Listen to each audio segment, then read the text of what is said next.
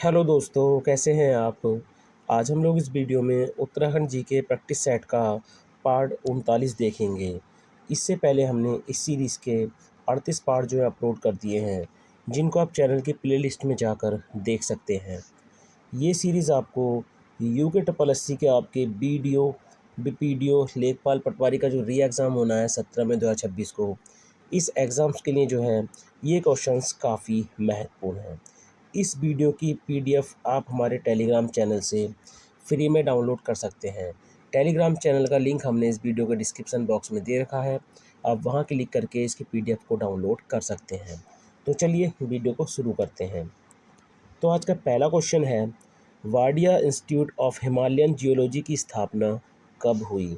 Very very most important question है। तो Wadia institute of Himalayan geology की स्थापना हुई थी 1968 में। कब? 1968 में। तो ऑप्शन सी जो है इसमें राइट हो जाएगा। कहाँ पर हुई थी इसकी स्थापना? तो आप याद रखना, दिल्ली में जो है इसकी स्थापना की गई थी। संस्थापक की बात करें तो इसके संस्थापक हैं डी.एन. वाडिया जी। कौन है? तो डी.एन. वाडिया जो है इसके कौन है? संस्थापक हैं। अब देखिए, वाडिया इंस्टीट्यूट का जो मुख्यालय है वो दिल्ली से देहरादून कब स्थानांतरित किया गया था? ठीक है, दिल्ली से देहरादून कब स्थानांतरित किया गया था? तो आप याद रखना 1976 में। कब? 1976 में। वाडिया संस्थान भूगर्भ से संबंधित देश का प्रथम संग्रहालय है। याद रखना, इस पॉइंट को काफ़ी महत्वपूर्ण है। वाडिया संस्थान भूगर्भ से संबंधित देश का प्रथम संग्रहालय है। अगला है, निम्न में से कौन सुमेलित नहीं है? मानव उत्थान सेवा समिति सतपाल महाराज, बिल्कुल सही है। कुमाऊं राष्ट्रीय मोर्चा पीसी जोशी, बिल्कुल सही है। रक्षा सूत्र आंदोलन सुरेश भाई, बिल्कुल सही है। शिल्पकार आंदोलन जयनंद भारती, देखिए ऑप्शन डी जो है इसमें गलत है। तो शिल्पकार आंदोलन के जनक जो थे, इनकी शुरुआत किसने की थी?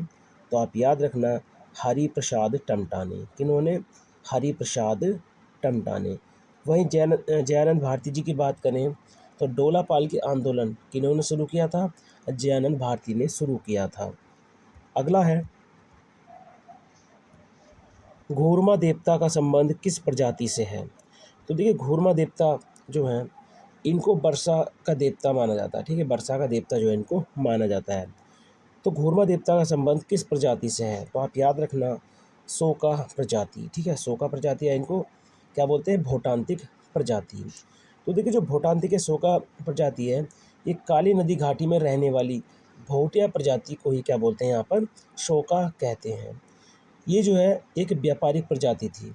ये 1962, ठीक है, 1962 तक भोटिया लोग तिब्बत से व्यापार करते थे।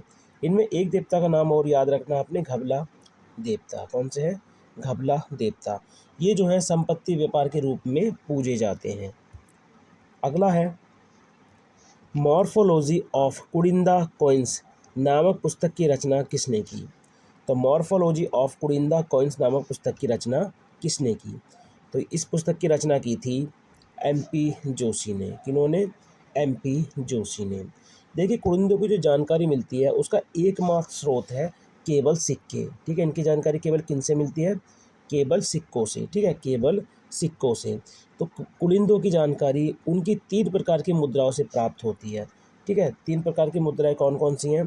तो पहली हैं अमोघ भूति प्रकार की मुद्राएं। ठीक है, अमोघ भूति प्रकार की मुद्राएं। दूसरा है अल्मोड़ा प्रकार की मुद्राएं और तीसरा है छत्रेश्वर प्रकार की मुद्राएं। ठीक है, तो आप याद रखना, कुड़िंदों की जानकारी उनकी 3 प्रकार की मुद्राओं से प्राप्त होती है, अमोघ भूति प्रकार, अल्मोड़ा प्रकार और छत्रेश्वर प्रकार। अगला है, किनके अनुसार कार्तिकपुर का प्राचीन नाम कबीरपुर है? ठीक है, तो निम्न में से किनके अनुसार कार्तिकपुर का प्राचीन नाम कबीरपुर है? तो आप याद रखना, बद्रीदत्त पांडे के अनुसार। ठीक है, बद्रीदत्त पांडे के अनुसार कार्तिकपुर का जो प्राचीन नाम है वो क्या है? कबीरपुर। और याद रखना, ह्वेनसांग ने कार्तिकपुर को क्या कहा है? ब्रह्मपुर। क्या कहा है? ब्रह्मपुर। अगला है, हिल साइट सेफ्टी कमेटी का गठन कब हुआ? तो हिल साइट सेफ्टी कमेटी का जो गठन है ये हुआ था 1867 में। कब? 1867 में। देखिए 1867 में नैनीताल में प्रथम बार भूस्खलन हुआ था। तो इसके कारणों का पता लगाने के लिए, ठीक है, इसके कारणों का पता लगाने के लिए हिल साइड सेफ्टी कमेटी का गठन किया गया था। अगला है, बद्रीनाथ पांडे बाल गंगाधर तिलक से चौथी बार कब और कहाँ मिले? तो देखिए बद्रीनाथ पांडे बाल गंगाधर तिलक से चौथी बार कब और कहाँ मिले थे, ठीक है। तो देखिए आप एक एक करके देखते हो, तो सबसे पहले 1905 में, 1905 में, ठीक है, बद्रीनाथ पांडे कहाँ बाल गंगाधर तिलक से कहाँ पर मिले थे? बनारस में। कहाँ मिले थे? बनारस में। दूसरी बार 1916 में, ये कहाँ पर मिले थे? लखनऊ में। कहाँ मिले थे? लखनऊ में। तीसरी बार 1917, कहाँ मिले थे? कलकत्ता में, ठीक है। और चौथी बार ये कहाँ पर मिले थे? 1919 में अमृतसर। कहाँ मिले थे? 1919 में अमृतसर में ये मिले थे। तो बद्रीदत्त पांडे बाल गंगाधर तिलक से 4 बार मिले थे, ठीक है। 1905 बनारस, 1916 लखनऊ, 1917 कलकत्ता और 1919 अमृतसर। अगला है, बाल साहित्य पर आधारित पत्र नटखट का प्रकाशन कहाँ से होता था? तो देखिए बाल साहित्य पर आधारित पत्र जो था नटखट, इसका प्रकाशन कहाँ से होता था? तो आप याद रखना अल्मोड़ा से, ठीक है। कब इसकी शुरुआत हुई थी? तो आप याद रखना 1935 से, ठीक है। और इसका प्रकाशन कौन करते थे? मदन मोहन अग्रवाल जी। कौन? मदन मोहन अग्रवाल जी जो है इसका क्या करते थे? प्रकाशन करते थे। अगला है, किसे टिहरी में आधुनिक किसान आंदोलन का जन्मदाता कहा जाता है?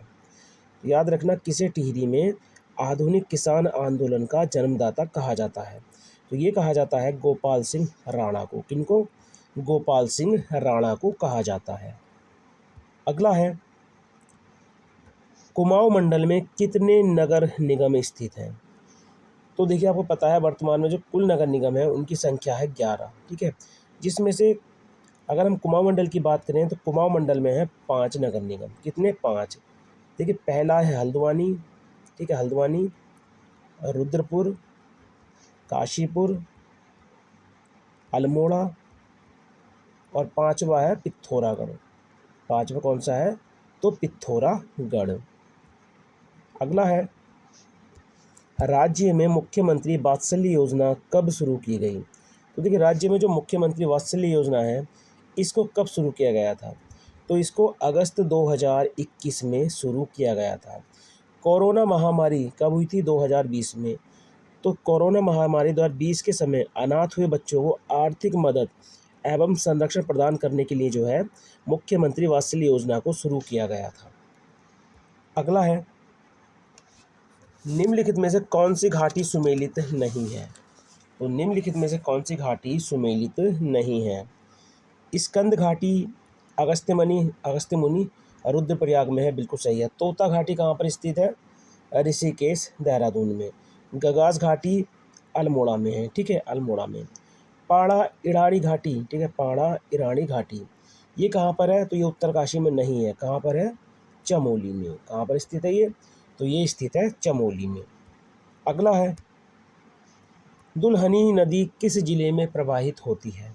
तो देखिए दुल्हनी नदी जो है ये किस जिले में प्रवाहित होती है? तो आप याद रखना देहरादून में, और देहरादून में दून घाटी में, ठीक है, देहरादून के दून घाटी में जो है प्रवाहित होती है। अगला है, उत्तराखंड विद्युत नियामक आयोग का गठन कब किया गया?